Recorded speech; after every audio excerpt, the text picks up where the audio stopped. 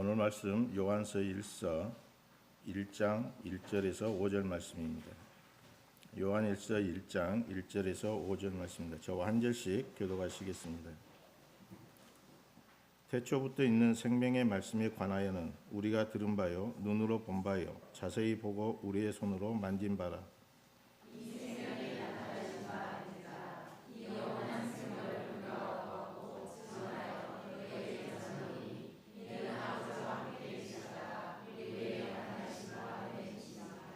우리가 보고 들은 바를 너희에게도 전함은 너희로 우리와 사귐이 있게 하려 함이니 우리의 사귐은 아버지와 그의 아들의 예수 그리스도에 더불어 누림이라.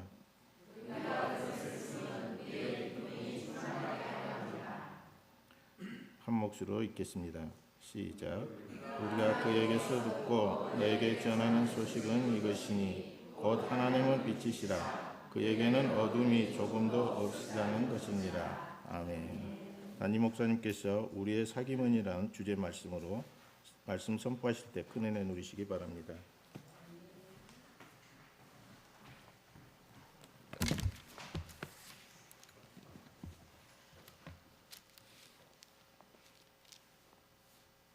잠깐 하겠습니다.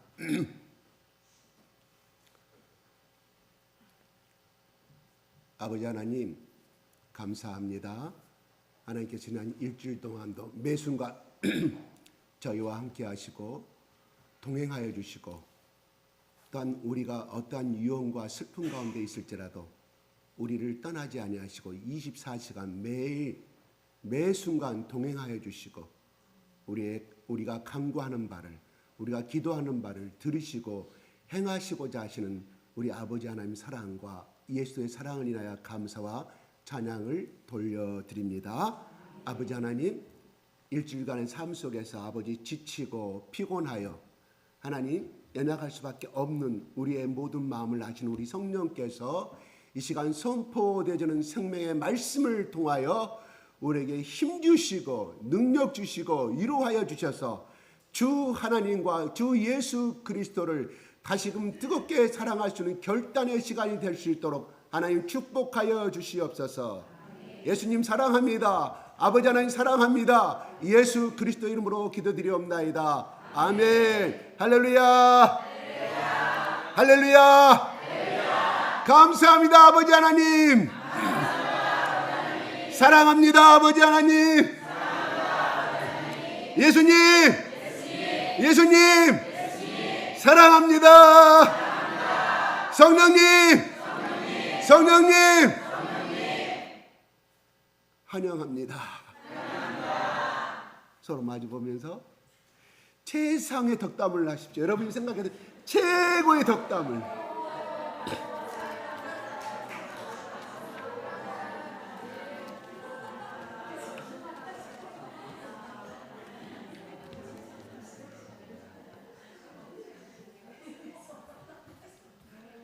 최고의 덕담을 나누셨어요? 네, 심으십시오. 무조건 만나면 심으십시오. 어떤 말로요? 어떤 말로? 복 많이 받으십시오. 이왕에 할 바에는 1000배나 받으십시오. 그렇게 말합니다. 만복의 근원 하나님이라 그랬잖아요. 그 무슨 말일까요? 만가지의 복의 하나님이라는 뜻이지만 그 의미는 모든 복을 소유하신 하나님이라 이런 말이에요. 이왕에 하려면 1000배의 복이 아니라 만복의 하나님의 복을 받으십시오. 다시 한번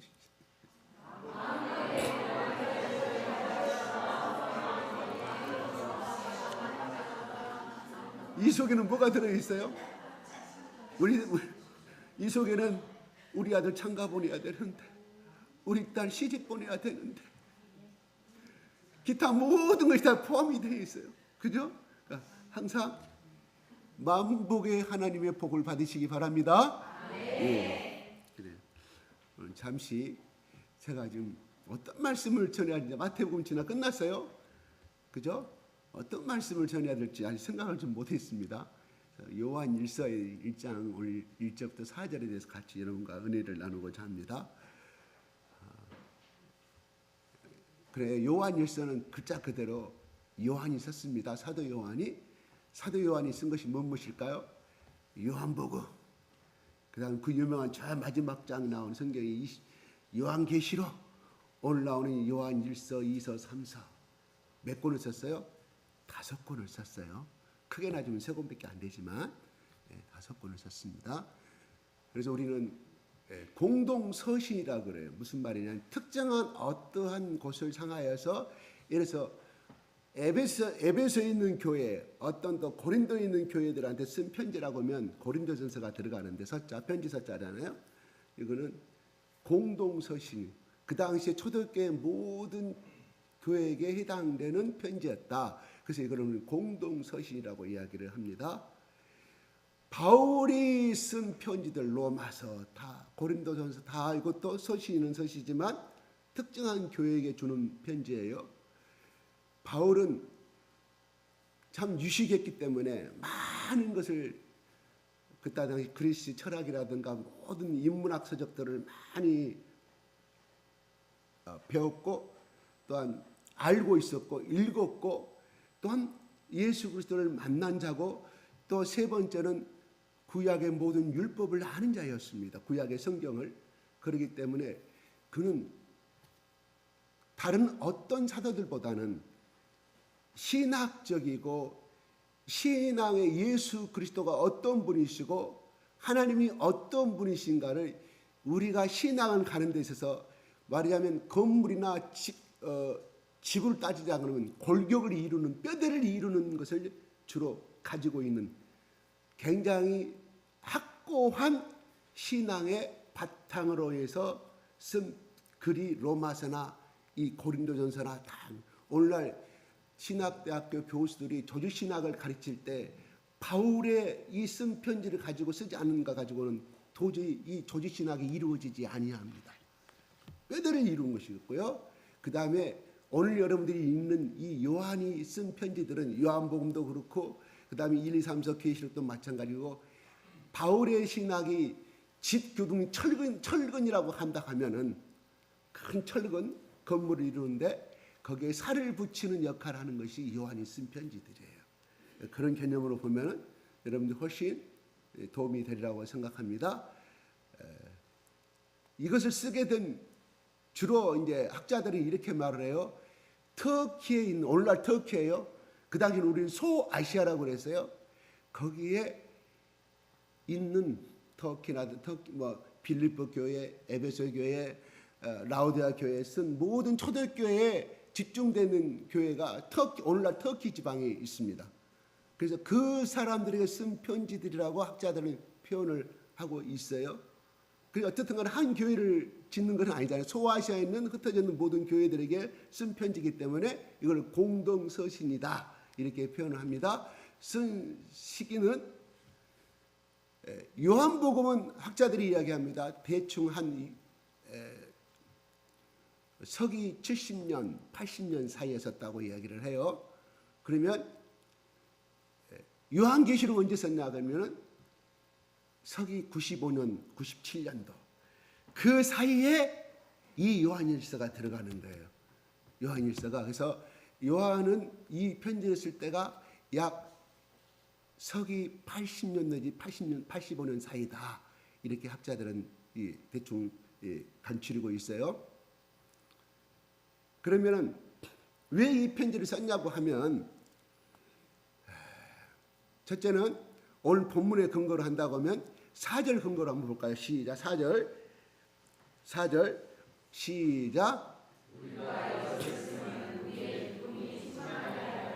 예, 우리의 기쁨이 충만하게 하려 함이다 하고 이야기합니다. 목적이에요. 그러나 요한일서 2서 3서를 쭉 보게 되면 그 당시에 영지주의자들이라든가 이런 적그리스도, 그래서 순수한 예수 그리스도가 하나님의 아들이요, 예수 그리스도에는 구원을 얻을 자가 없다, 예수를 통해서만 하나님께 갈 수가 있다, 우리 죄를 용서해 주시는 예수 그리스도밖에 없다, 이런 신학적인 예수님께 땅에 오셨다 뿌렸던 그 복음에 플러스 알파를 해서 침투한 것이 그 당시에 여러 이단학파들이 있었습니다. 그래서 그들에게 먹히고 잡히고 많은 교회들이 흔들리고 있었다 이런 말이에요.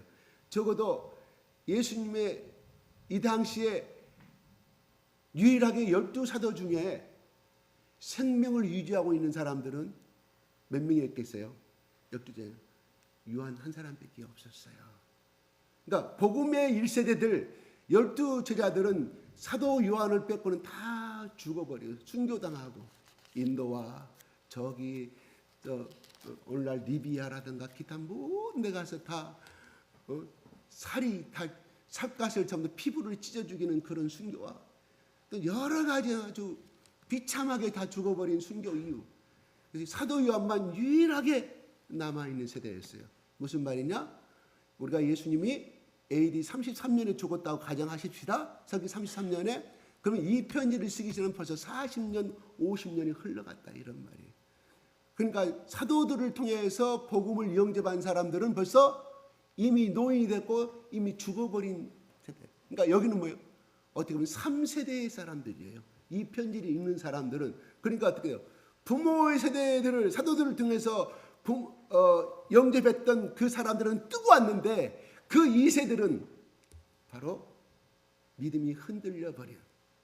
그래서 오늘날 대부분 교회에 보면 목사 아들이라든가 장로 아들이라든가 기타를 보면은 그렇게 신앙이 그렇게 많이 흔들려 버린 것을 많이 보게 됩니다. 마찬가지로 이때 이 편지를 읽은 독자들은 누구였냐? 바로 그런 사람들이었다 이런 말이에요. 뜨겁지도 아니하고 그래서 계시록에 나오지 않아요. 라오디아 교인들한테 너희들은 뜨겁지도 아니하고 그러면 너희들 미지근하면 내 토하여 치겠다. 바로 뭐예요? 예수님이 보던 시대에 그때 그 시대와 사도 바울이 지금 쓰고 있는 사도 요한이 쓰고 있는 세대는 똑같은 세대였다. 그렇지만 바울은 오늘 요한은 그렇게 책망하지 아니합니다. 예수님이 바로 토하여 내쳐본다. 그 말이 뭔 말일까요? 그 말이 뭔 말일까요? 여러분이 알아서 생각하십시오. 그러므로 저는 한 번 구원은 영원한 구원이 아니다는 데서 저는 상당히 흔들림이 있어요. 흔들림이 있어요. 장로교 목사가 이런 말을 이단 말들이나 참으로 이 공적으로 이거는 좀 삭제했으면 좋겠어요. 영상도 다른 교단에서는 그렇게 하지 않습니다. 예, 버림을 받을 수 있다고 이야기합니다. 그럼 우리는 칼빈의 신앙을 예장 합동이나 통합 측은 칼빈의 신앙을 주장하기 때문에 한 번 구원의 영원한 구원이라고 이야기를 해요. 그렇게 칼빈이 말하고 있기 저도 그렇게 말을 하는 것뿐이에요. 예, 그렇습니다. 토하여 쳐본다는 심판하시겠다 이런 말이에요. 여러분 우리 사람이 음식 먹었던 거 토하면 여러분 먹는 사람이 있어요? 정말 기하선상에서 죽지 아니한 이상은 다 그런 어떻게 해요? 구중물통으로 합니다. 음식물 쓰레기통으로. 그 말은 뭔 말일까? 예수님이 하나님 토해버린대요. 굉장히 우리가 한번 새겨드리고 할 필요가 있습니다. 새겨드려야 할 필요가 있어요. 자, 그래서 바로 기쁨을 나누기 위해서 기쁨도 장가요. 기쁨이 충만함을 나누기 위해서 어떤 기쁨? 예수 그리스도 안에서 구원받고 영생으로 생명을 얻고 살아가는 것이 얼마나 큰 기쁨인가를 요한 자신은 알고 있기 때문에 너희들과 이 편지는 너희들과 같이 이 은혜를 나누고 싶다. 이런 말이에요. 그러면 무슨 말일까요? 여기서 본 우리의 사귐이라고 나옵니다. 이거 한번 볼까요? 3절의 시작.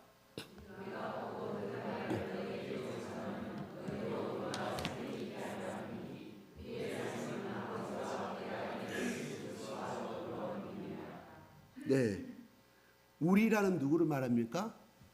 보통 사도 바울의 편지를 보면은 나 사도 바울은 나 예수 그리스도의 종 사도 바울은 이렇게 항상 편지에 소들을 이렇게 나타내요.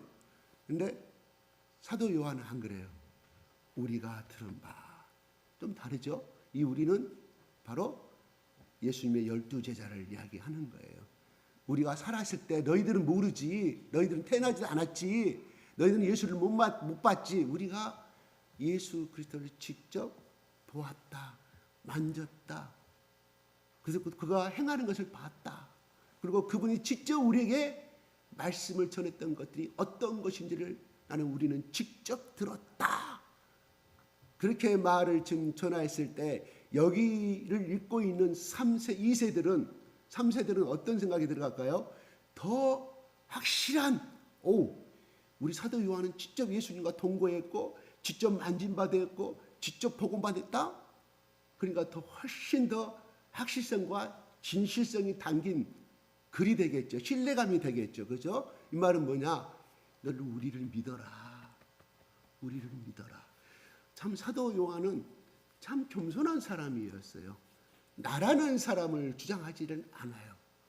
바울은 겸손한 사람이 있으면서 모든 편지에 나 사도 바울은 이렇게 항상 쓰고 있어요. 아마 그거는 내가 잘났다는 뜻이 아니라 그 속에는 왜 나라는 사람을 많이 강조를 했냐면은 그 당시에 초대교회 사람들은 12제자 이에는 바울을 인정하지 않았어요. 그래서 사도에 대한 그가 진짜 사도냐 아니냐에 대해서 여러 가지 시비성이 있다 보니까 항상 바울은 나는 직접 부활하신 예수를 만났다. 그러므로 나는 사도다. 그리고 나에게 명령을 내렸고 사명을 줬기 때문에 나는 사도다를 나타내서 항상 12제자 이에는 바울을 인정하지 않는 일부의 사람들 때문에 바울은 편지에 그렇게 항상 주장했던 것 같아요.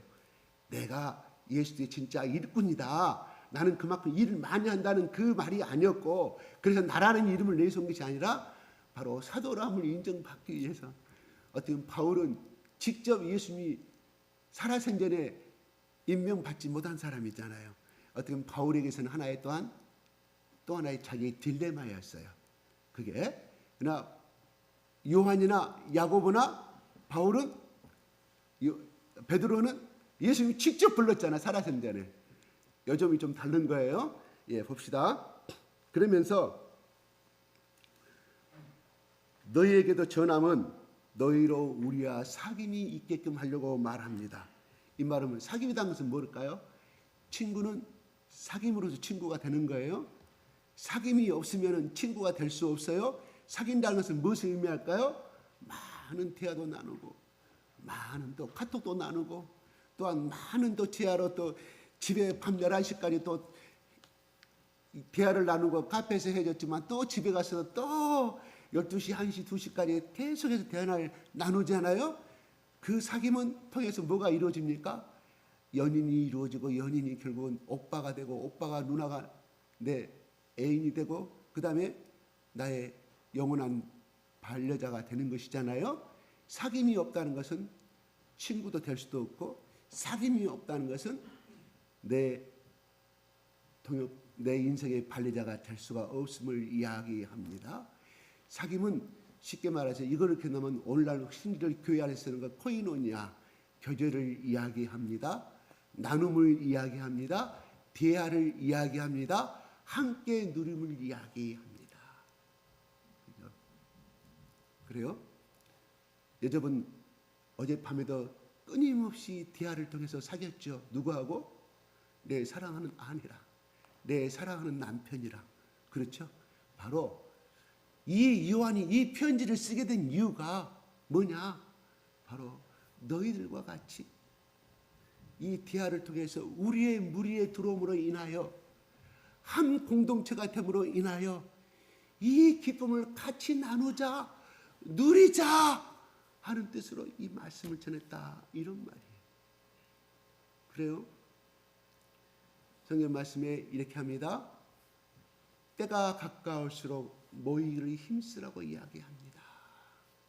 때가 가까울수록 2장 3장의 뒤로 넘어가면 이렇게 요한일서 2장 3장에 나가면 적그리스도가 너희 가운데 가까이 있으니 무슨 말일까요? 내가 예수 그리스도다. 나를 따르면 나는 하나님과 직접 계시와 교통을 나눔으로 인하여 내 말을 믿어라.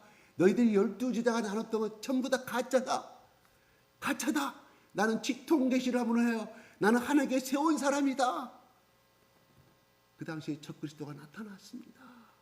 자기를 통해서만이 하나님께 갈 수가 있다 하는 많은 적그리스도는 초대교회 때부터 오늘날까지 적그리스도의 역사는 계속 되어집니다. 1900년, 2000년도가 돼가지고 적그리스도가 나타나는 것이 아니라 초대교회 때부터 적그리스도는 있었어요. 뭔 말일까요? 끊임없이 사단은 진정한 예수 그리스도가 하나님의 아들이고 예수를 통해서만 영원한 생명을 얻을 수가 있고 예수 그리스도를 통해서만 하나님의 자녀가 될 수 있음을 사단은 끊임없이 가짜 그리스도를 이 땅에 보내서 끊임없이 유혹한다. 이런 말입니다. 무슨 말일까요? 바로 그렇습니다. 기존의 교회를 무시하고 기존의 신학을 무시하고 나를 통해서만이 이 영생의 말씀을 풀 수가 있다. 계시록의 말씀을 풀 수가 있다. 다니엘 말씀을 풀 수가 있다. 지금까지 있던 모든 신학자들과 목사들 전부 다 가짜고 신부들도 가짜다 말합니다. 곧 누구라고 말하지 아니해도 그렇습니다. 오늘날 초대교회 때부터 지금까지 적그리스도가 이단의 교주가 탄생되는 건 기존의 모든 신학을 무시하는 거예요. 기존에 우리가 갖고 있는 모든 신앙을 다 무시하는 것만이, 그래서 우리 모임에 와야만이 구원을 얻을 수가 있고 영생이 있다고 이야기하는 거예요. 사람들이 많이 휩쓸려 가잖아요. 많이 휩쓸려 가잖아요. 왜요? 우리에게는 새로운 것을 추구하는 본능이 있기 때문에. 그래서 우리는 뭐일까? 왜 유행을 탑니까? 새로운 것이기 때문에. 왜 지금까지는 짧은 쫄바지 입다가 이제는 통바지가 아니고 나팔바지가 나옵니까? 왜요? 새로운 것이기 때문에. 우리 시대 때 나팔바지가 있었거든요. 우리 대학 시절 때. 그때가 유행했어요. 그것이 어느 때부터 사라지만 이제 40년이 흘러가니까 또 새롭게 청바지가 또 유행하고 통바지가 유행하는 시대가 됩니다. 왜요? 계속 쫄바지 입고 다니다 보면 지겹거든. 곤태를 치면 또한 어떤 누구가 그걸 유행하는지는 모르겠어요. 디자이너가 유행하는 그건 잘 모르겠는데 따라갑니다. 새로운 것을 좋아하니까. 무슨 말일까요? 우리가 진정한 예수 그리스도를 만나지 아니하면 우리의 신앙은 흔들릴 수밖에 없다. 그거예요. 쉽게 그런 이단의 무리에 흡절러 가는 것은 그만큼 신앙의 뿌리가 없었다. 진정한 예수 그리스도와의 만남이 없었다. 이렇게 해석할 수밖에 없습니다. 내 남편으로부터 법적인 결혼식을 올리고 내 아내와 같이 예식장에 법적인 결혼식을 올려서 알콩답게 아름답게 살아가고 있는데 어떤 남자가 어떤 여자가 꼬신들 넘어갈 수 있겠습니까? 속된 말. 왜요? 왜요? 본성이 그런 제약이기 때문에 우리는 해석할 수도 있지만 내 남편으로부터 내 아내로부터 사랑의 확신을 못 받았기 때문에 넘어간다고 저는 생각하는 면도 있다고 그래요. 물론 또 그 사람이 그런 끼가 있기 때문에 그렇다고 볼 수 있지만 내 남편은 내가 죽는 상황 가운데서 내 생명을 건져내고 자기 생명과 담보에서 나를 사랑해 주시는 내 남편이라는 확증을 갖고 있으면 어떤 플레이버가 꼬신다도 넘어갈 수 있겠습니까? 그 확신이 없었다는 사실이에요. 그렇죠? 그와 같이 마찬가지로 내가 만난 예수 그리스도, 내가 만난 성경 공부를 통해서 만난 예수 그리스도의 뜨거운 체험이 있는 자는 결탄코 그러한 것에 넘어지지 아니합니다. 왜요? 내가 이것을 내 진리로 여겼기 때문에. 바울처럼 가장 고상한 지식으로 자기는 알았기 때문에, 그것이 가장 고상한 생명이었기 때문에 예수 그리스도와는 어떤 누가도 비교할 수가 없다는 것을 자기는 깨달았기 때문에 이 진리를 위해서 목숨까지도 바쳤다는 것은 우리는 너무나 잘 안다는 사실입니다. 그래요. 참으로 안타까워요. 지금 그 교주 내일 모레 곧 죽어간다고 그래요. 내일 모레. 그 사람이 영생불사라고 주장했던 사람이에요. 오치동에 있는 사람 영생불사. 거기 다니면 영생불사래요. 어떻게 사람이 안 죽을 수가 있냐고요. 왜 늙어가냐고요. 왜 그 종합병원에 그 입원해가지고 척추수술하고 그랬을까요? 늙어간다는 거거든요. 늙어간다는 거예요. 뭐 늙어간다고 해서 뭘 죽어간다는 뜻이거든요. 병든다는 뜻이고 영생불사는 아프지도 않아야 돼요. 그렇게 우리는 넘어갑니다. 오늘날 목사들도 많이 있어요. 내가 알고 있는 목사도 거기서 하고 있어요. 우리 교회를 넘어뜨리려고 몇 번을 신방화까지 보니까 인증사진 역시 왜 인증사진 찍읍니까? 왜 인증사진을 찍어가? 난 모르겠어요. 인증사진을 대량으로 몰려와 밖에서 인증사진 찍어. 내 카메라 보니까. 참으로 안타까운 사실이에요. 우리가 복음에 이 말씀을 올바로 쓰지 않으면 넘어갑니다. 넘어가요. 여기 보겠습니다. 그래서 우리가 과거에는 그 예수 그리스도가 하나님의 아들인지를 몰랐는데 우리가 만나서 누려보고 부활하신 예수를 만나서 우리 갔던 이 기쁨을 너희들 같이 나누기를 원한다. 이 기쁨이라는 것은 어떤 조건을 말한 게 아니에요. 성공하고 관계가 없는 기쁨이에요. 왜요? 우리는 영원한 생명을 가졌기 때문입니다. 인류가 태어나면 지금까지 가장 인간이 두려워하는 것은 뭡니까? 죽음이에요. 그런데 왜 우리는 죽음을 두려워하지 아니할까요? 왜요? 지금까지 40평생, 50평생, 60평생 살아왔기 때문에 죽음이라고 생각하지 않아요. 지금까지 60평생 살아왔는데 죽는다는 생각을 하지 않아요. 그러나 죽음에 직면해 있을 때는 우리는 그때사 생가사에 죽으면서 고통을 당하게 된 것을 우리는 바라보게 된다는 것입니다. 우리의 현재의 삶은 지금까지 유지하였던 것처럼 영원한 생명은 우리가 죽음에 끝나는 것이 아니라 영원한 생명이 있음을 믿으시기 바랍니다. 계시록의 7장 13절 17절이 이렇게 나옵니다. 계시록 7장 13, 14절 올려주십시오. 시작.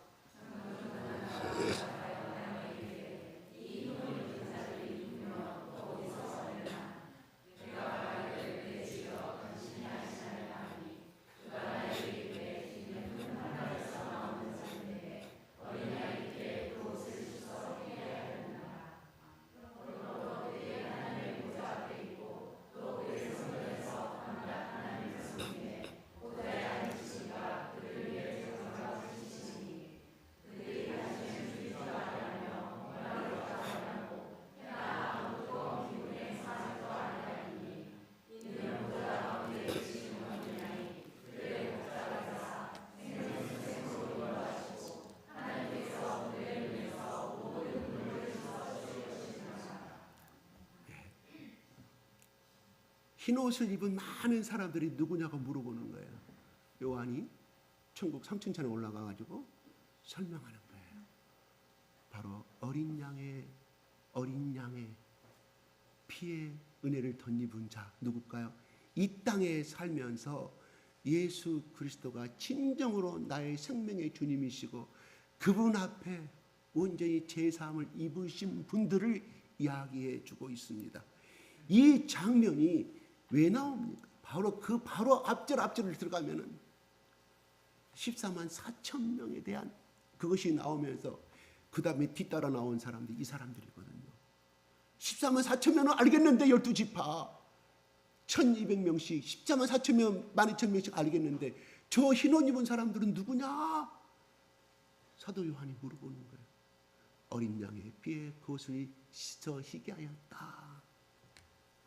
그 사람을 이야기하는 거예요.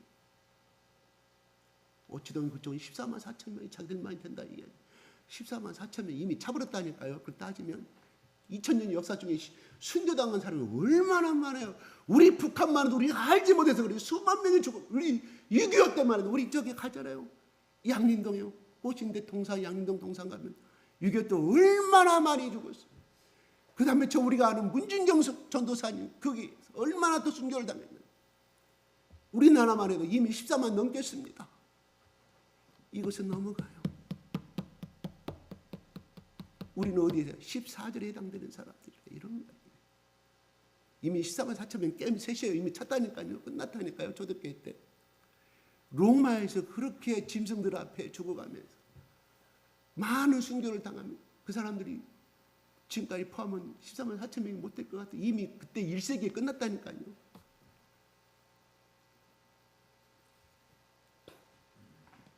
참으로 안타깝습니다. 그렇습니다. 우리가 이 땅에 거기에도 이 땅에 지금 살고 있는 사람 어떤 사람들이 지금 이 편지를 받고 있는 사람들이 적그리스도 휘둘리고 이단에 것에 휘둘린 것도 뿐만 아니라 그 당시에 제가 자주 주장하잖아요. 예수를 믿는다는 것은 생명 걸고 믿는 거다. 생명 걸고. 그 사단의 무리였던 유대인들한테만 그렇게 돌변당하고 죽임을 당한 것이 아니라 그 당시에 이 예수를 믿는 예수교는 법적으로 합법한 교회가 아니었다니까요. 그러니까 무슨 말이에요? 예수 믿는다는 곧 내 생명을 내는 것이고 걸고 믿는 것을 이야기합니다. 그래서 요한한테 저걸 보여준 거예요. 너희들이 핍박당하고 죽음당한 나 때문에 다 알지 멀잖아. 지금 요한아, 네가 본대로 가서 네 땅에 내려가면 초대교회 핍박받는 그들을 향하여서 이 말씀을 전해달라고 그래서 저걸로 보여준 거라 이런 거예요. 그래요. 요한 태어나서 그게 AD 95년도라 이야기합니다. 또 내지는 AD 98년, 서기 98년 이야기를 해요. 그때 AD 95년 내지 AD 98년 사이에 요한이 갔다 와서 쓴 편지라고 우리는 알고 있습니다. 쓴 성경이라고 우리는 알고 있다. 이런 그러니까 뭐예요? 어린 양의 피에 큰 옷을 수 없는 14만 4천보다 더 많아버려. 그러면 14만 4천면 빼자고요. 여 뒤따라 나온 사람이 14만 4천면 더 많아버려. 그러면 저 사람들은 뭔 말일까요? 이미 14만 4천 명만이 천국에 간다. 성경은 그럼 거짓말하고 있잖아요. 성경이 거짓말하고 있잖아요. 저 사람들은 이미 엄청난 무리가 셀 수 없는 무리라는 14만 4천명 요한의 눈에 보였어요. 그러나 이 숫자는 요한이 볼 수 없는 숫자였다 이런 말이에요. 무한한 숫자였다 이런 말이에요. 이미 다.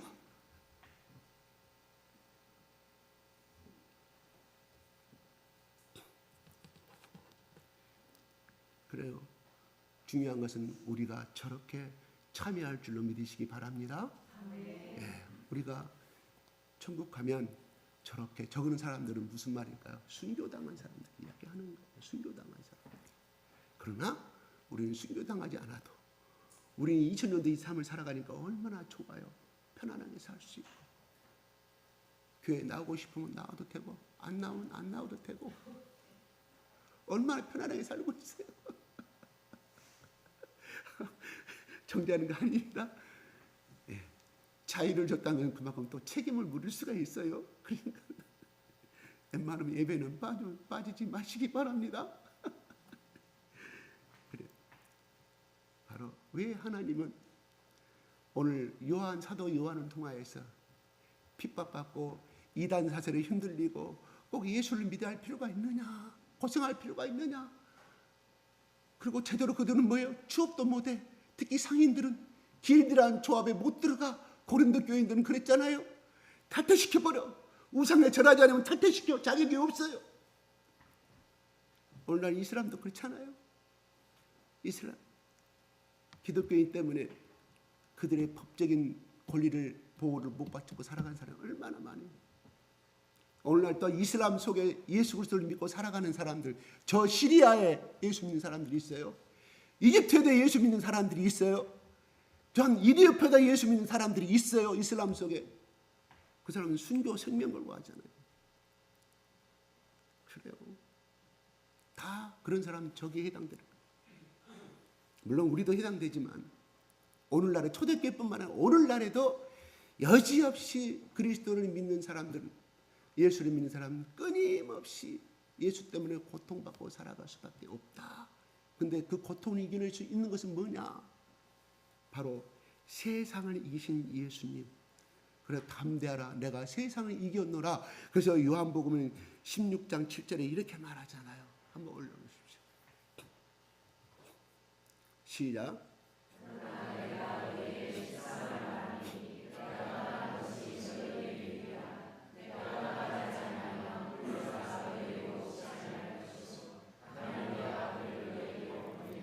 제자들이 죽으러 간다니까 죽지 마라 그래요. 그래서 저건 보혜사 성령님을 이야기하시죠. 하나님께 이야기해서 보혜사 성령님 보내겠다. 그분은 24시간 온 세계의 모든 민족 가운데 예수를 믿는 사람들에게는 함께하여 주시겠다. 동참하겠다. 책임져 주시겠다. 그런 말입니다. 그 다음에 22절 한번 올려주십시오. 시작.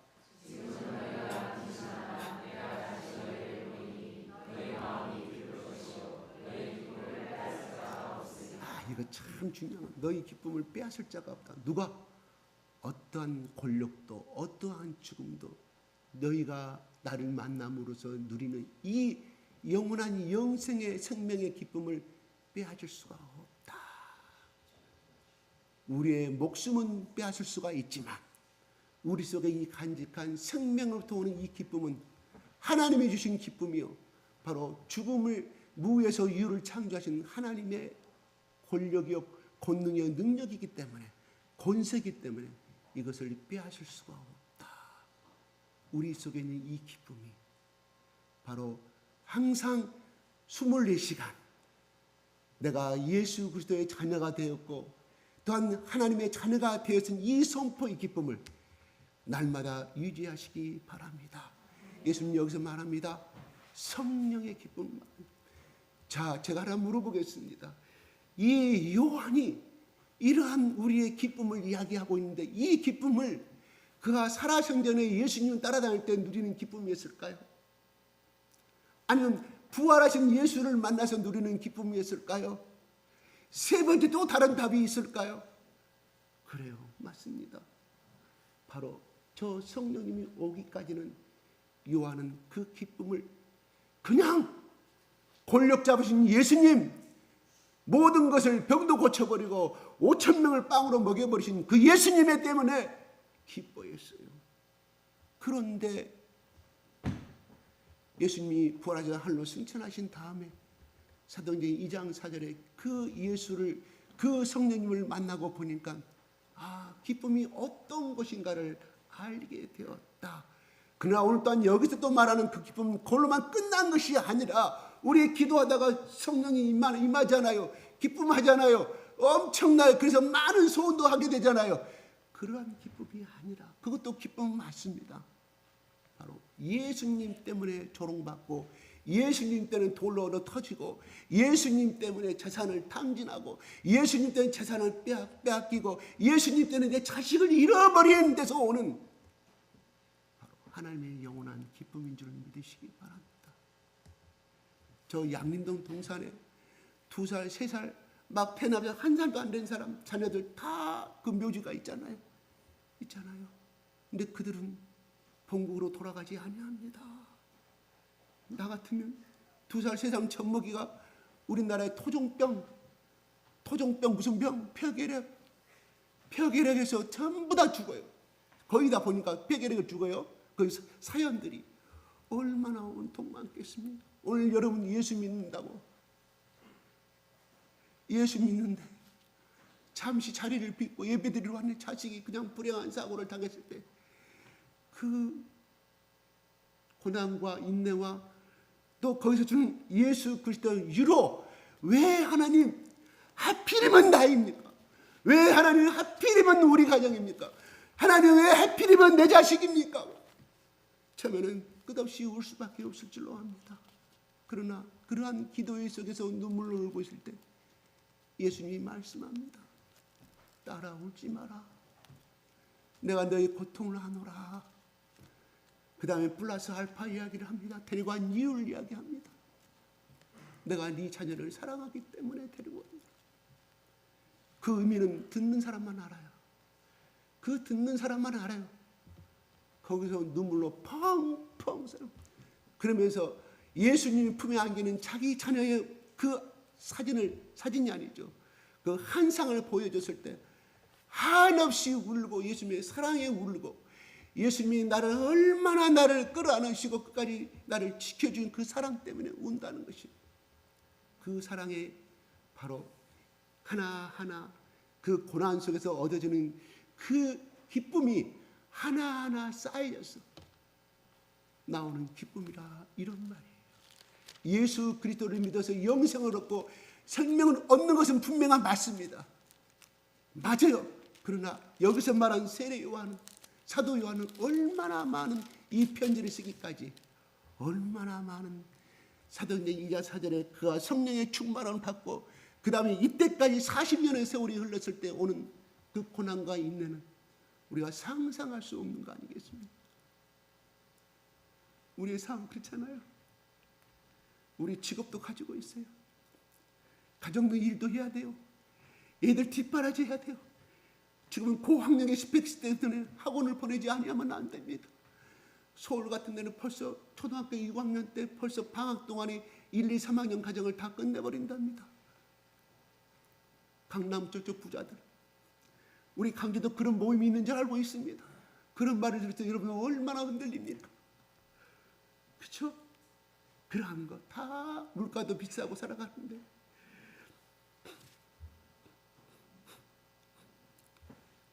근데 그들은 목숨 걸었다 이런 말이에요.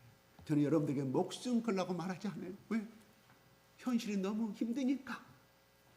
그러나 적어도 나는 그렇게 행동하지 못할지라도 우리의 목표는 그렇게 돼야 될 거 아니겠습니까? 뭔가 목표. 내가 예수 그리스도를 믿는데 예수님을 섬긴다고 하는데 적어도 목표는 있어야 할 거 아니겠습니까? 내가 그 목표에 못 이룬다고 할지라도 그 목표 때문에 예수님이 감동받은 줄을 믿으시기 바랍니다. 자식이 초등학교 6학년 자식이 자기 부모한테 와서 엄마 아빠 삶 힘들지 걱정하지 마. 내가 돈 많이 벌어가지고 공부 잘해가지고 엄마 아빠 호강시켜준다고. 그 말이 철없는 말일까요? 아니에요. 그가 느낀 세계 진심이라 이런 말이에요.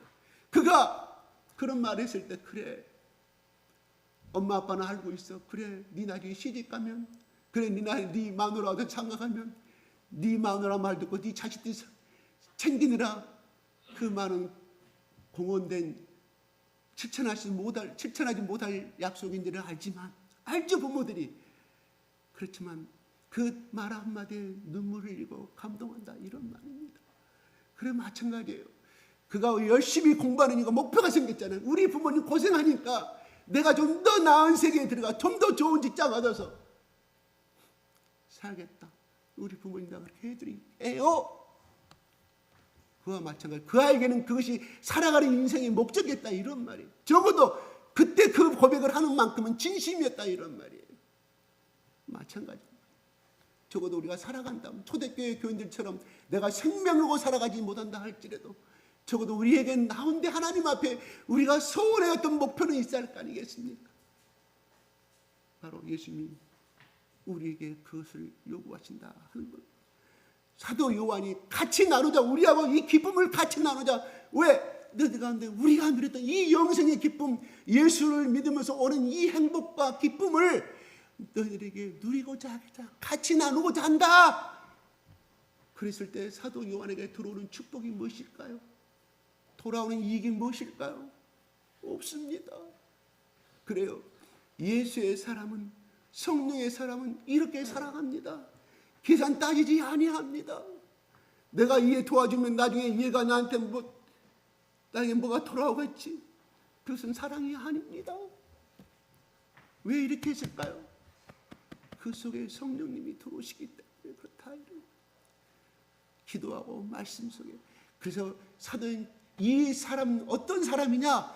성령의 사람들은 봐도 사도행전 2장에 나오는 사람이잖아요. 서로 나누기 힘쓰고 교제하기를 힘쓰고 떡 나누기 힘쓰고 심지어는 자기 집을 팔아서 그냥 그렇게 가난한 사람 같이 교제 나누기 위해서. 그런데 삽비라와 아나니아는 그냥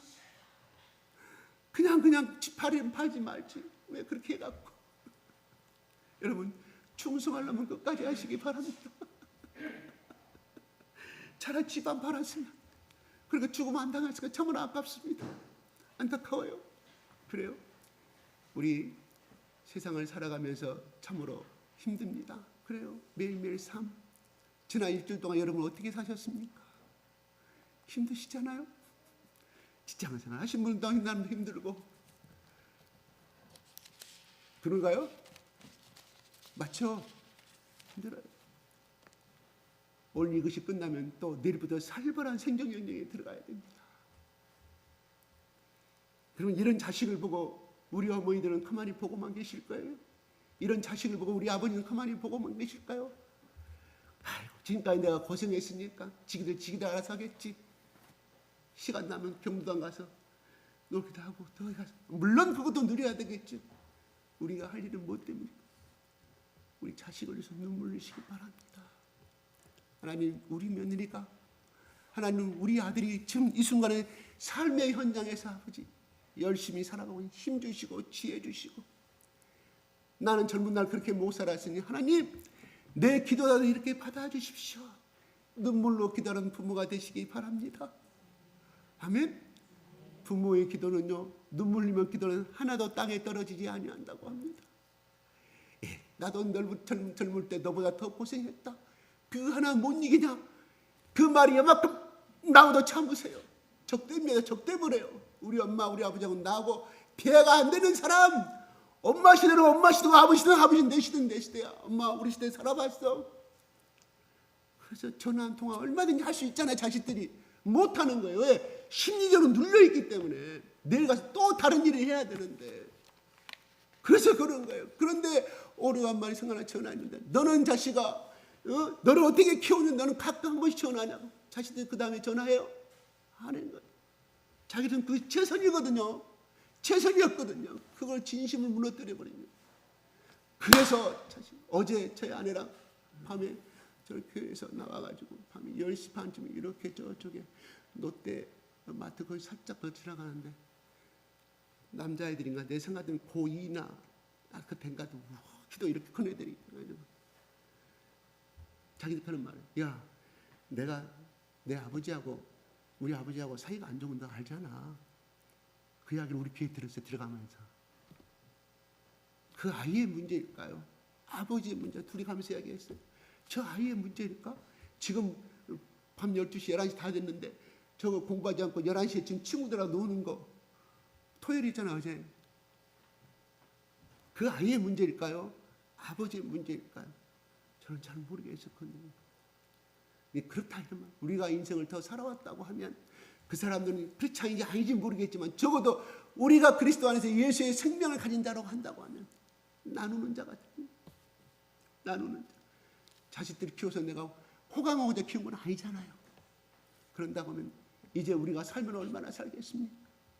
자식을 위해서 눈물 흘리는 자가 되시기 바랍니다. 아멘? 그래서 적어도 자식을 위해 눈물 흘린다는 것은 무슨 말일까요? 내가 갖고 있는 이 기쁨이 있다는 거잖아요. 내 기쁨, 그 기쁨을 우리 자식도 누리기를 원하는 거 아니겠습니까? 그 빛바탕 속에는. 그렇습니다. 그러한 자의 기도는, 그런 부모의 기도는 절대로 이 땅에 그냥 떨어지지 아니할 줄로 믿습니다. 반드시 열매를 믿을 수 있기를 바랍니다. 예.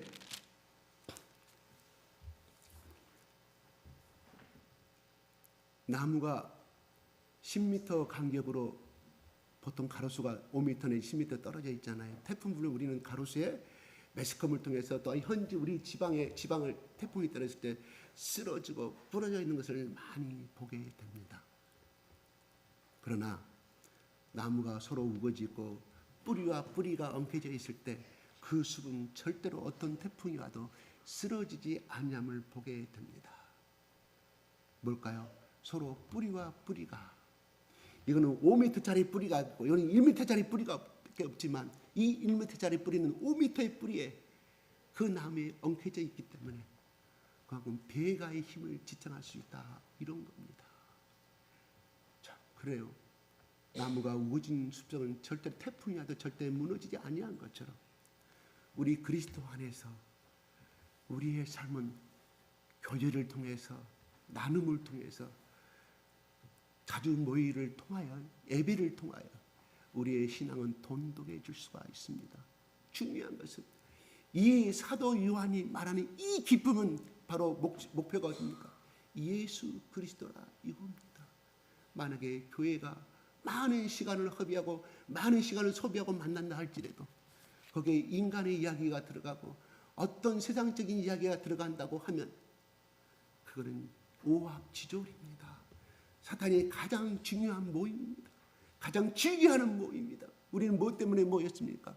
위로는 하나님을 영화롭게 하고 이 땅에 예수 그리스도의 이 복음이 내 안에 더욱더 견고히 심어지기 위해, 두 번째는 아담과 이브가 죄를 범하기 전에 원래 예수 그리스도의 형상의 모습으로 돌아가기 위해서, 회복하기 위해서 이 자리에 모인 줄 압니다.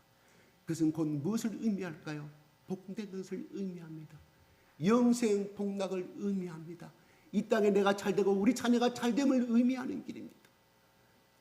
모이더라도 예수 이름으로 모였으면 예수님의 이름을 영화롭게 하는 자가 되시기를 바랍니다. 예수의 이름으로 모였으면 예수님이 기뻐하시는 대화가 되기를 원합니다. 예수 이름으로 모였으면 예수 이름으로 나누는 모임이 되기를 원합니다. 예수 이름으로 모였으면 예수님 때문에 예수의 이름으로 사랑을 나누는 자가 되기를 원합니다. 우리 교회 잘하고 있습니다. 잘하고 있어요. 다른 교회에 비하면. 제가 다른 교회 방문하잖아요. 제 눈에 보여요. 그때마다 제가 느낍니다. 아, 우리 교회 교인들만큼 훌륭한 사람이 없다. 잘 자라고 있다고 저는 내 스스로가 안위합니다. 고로 한 가지 제가 부탁드리고 싶은, 예배는 빠지지 마시기 바랍니다. 아이 만나야 교제를 나누고 떡을 나눌 거 아니겠습니까? 아이 만나야 만복의 복의 덕담을 받을 수 있을 거 아니겠습니까? 아멘. 조라도 좋습니다. 여기 교회 와서 조를 쉬기 바랍니다. 그래요. 오늘 말씀을 마치겠습니다. 바로 예수 그리스도 때문에 기쁨을 나누기를 원하였고, 예수 그리스도 때문에 그들 가운데, 식어가는 그들 가운데, 그들 속에 예수의 기쁨을 심어주기를 원하였던 사도 바울처럼, 사도 요한처럼 우리의 삶도 날마다 상대의 가슴 속에, 상대의 귀 속에, 상대의 입 속에 예수 그리스도의 기쁨의 소식을 심어주고 넣어주는 예수 그리스도의 축복된 삶을 되시기를 예수 그리스도 이름으로 축복합니다. 마치겠습니다. 본문의 말씀을 중심으로 한국말로 하시는 분 한국말로 하시고, 방언하다가 한국말 하시다가